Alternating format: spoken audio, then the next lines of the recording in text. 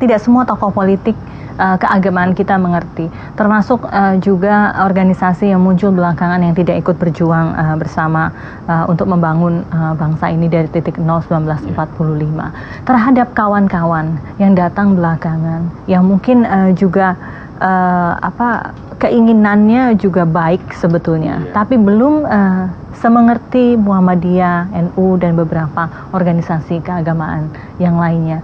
Muhammadiyah akan apakan organisasi ini, Pak?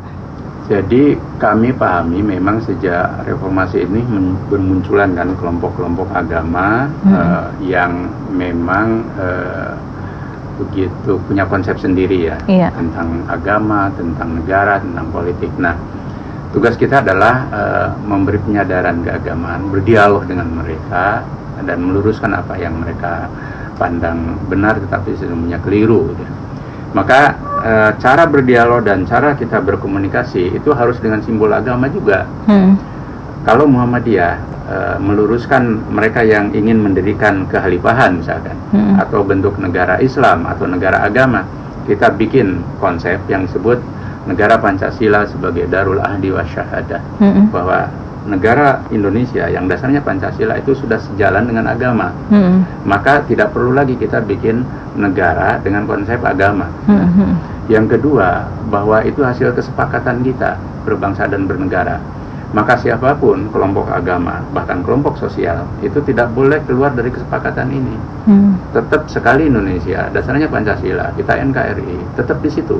Tidak boleh punya pikiran lain. Nah, tinggal bagaimana nilai-nilai Pancasila dan nilai-nilai agama itu menjadi ethics, menjadi nilai-nilai luhur kita berbangsa dan bernegara. Nah, tentu ada juga dimensi lain. Kami juga memberi penyadaran buat mereka yang muncul juga karena paham-paham yang liberal, demokrasi yang liberal, ingin menjadikan Indonesia sebagai negara sekuler. Nah, kita juga beri pemahaman terhadap mereka. Indonesia bukan Eropa.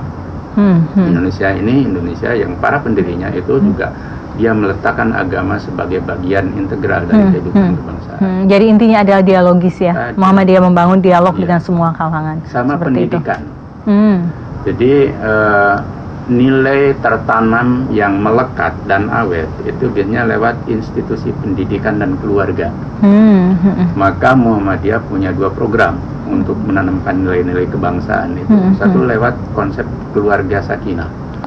Keluarga sakinah itu di situ bukan hanya membangun harmoni antar suami, istri, anak, tapi juga di situ ada membangun tradisi literasi, kebiasaan membaca, kemudian relasi sosial antar perempuan dan laki-laki yang sederajat, memuliakan. Jadi Muhammadiyah sudah lama bersama Aisyah memelopori konsep keluarga sakinah di lingkungan umat Islam. Maka bisa ditemukan di keluarga-keluarga Muhammadiyah itu egaliter, kemudian tidak poligami, kemudian dan setara. Jadi itu praktek yang bisa dibuktikan lewat penelitian lah. Jadi itu karena kita memandang konsep keluarga sebagai tempat atau madrasah edukasi. Yang kedua lewat pendidikan formal, kita punya PAUD dan TK sampai 23.000 yang dikelola oleh Aisyah. Punya perguruan dasar menengah, kemudian sampai perguruan tinggi. Perguruan tinggi kita punya 176. Sampai di Papua ada 4, di NTT ada 3. Nah, semua itu tidak lain untuk menanamkan nilai-nilai kebangsaan. Kalau lihatlah, kalau acara-acara Muhammadiyah sampai di tingkat kelurahan, itu mesti ada lagu Indonesia Raya. Betul. Itu pasti itu. Di samping ada lagu Sang Surya dan lagu Aisyah. Itu menanamkan jiwa kita untuk berbangsa dan bernegara.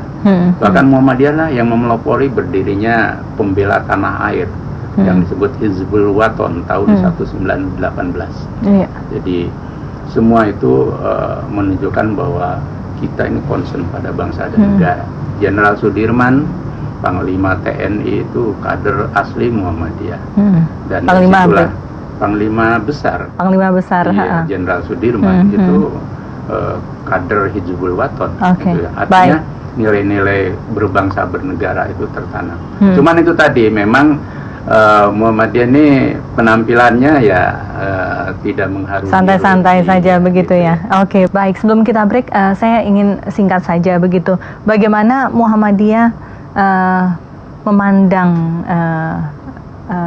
NU, khususnya terkait dengan ini saudara, saudara sebangsa dan setanah air begitu ya. Bedanya kan katanya cuman yang satu kunut, yang satu tidak begitu ya. Terkait situasi dan kondisi Indonesia saat ini. Bagaimana interaksi antara Muhammadiyah dan NU akhir-akhir ini? Apakah sedang bagus-bagusnya atau justru lagi berusaha untuk dibaguskan, diperbaiki kembali? Iya. Bagaimana komunikasi Anda dengan Ketua Umum PB NU? Itu kan adik kandung kami juga. Kami lahir tahun 12, NU tahun 26, kemudian bedanya soal khilafiyah tadi. Iya. Sekarang bahkan ada pendewasaan di mana soal-soal khilafiyah menjadi sudah tidak substansi lagi. Nah, mungkin sering urusan politik aja yang kadang kita sering berbeda pandangan yang kadang bukan karena paham agamanya yang membedakan, tetapi sering ada faktor-faktor politik gitu ya, yang sering membelah. Komunikasi kami baik itu ya, saya dengan Pak Abdul Siraj baik hubungannya, komunikasi baik, bahkan kami sering bicara lancar. Saya malah sering bahasa Sunda juga dengan Pak Akil. Oh, oke. Ya, karena satu. Jadi kan kalau top pimpinannya itu sudah lancar, komunikasinya cair, yang di bawah juga insya Allah tidak ada masalah. Di bawah cukup baik ya.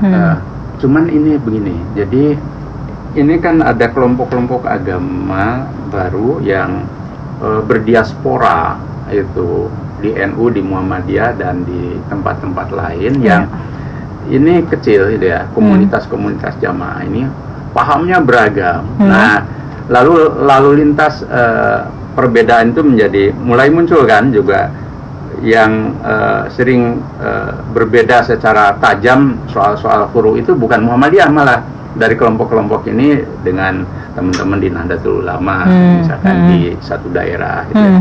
Jadi seperti kemarin di Sidoarjo itu ya, ada terjadi. Tapi kami percaya bahwa NU dan Muhammadiyah sudah kenyang gitu ya pengalaman asam garamnya berumat berbangsa ini, sehingga mesti nanti juga semua kita menjadi normal. Jadi problem kita bukan NU Muhammadiyah sebenarnya. Bagaimana NU bersama Muhammadiyah ini sekarang sama-sama menjadi pembimbing ya, membimbing ini kelompok-kelompok yang baru ini. Sebenarnya yang baru ini juga semangat beragamanya tuh juga baik, tinggi, gitu ya. Cuman mereka mungkin belum menemukan formula bagaimana hidup berbangsa, bernegara dan beragama dalam kemajemukan. Baik, kalau begitu kita lanjut di segmen terakhir ya, Pak ya. Baik.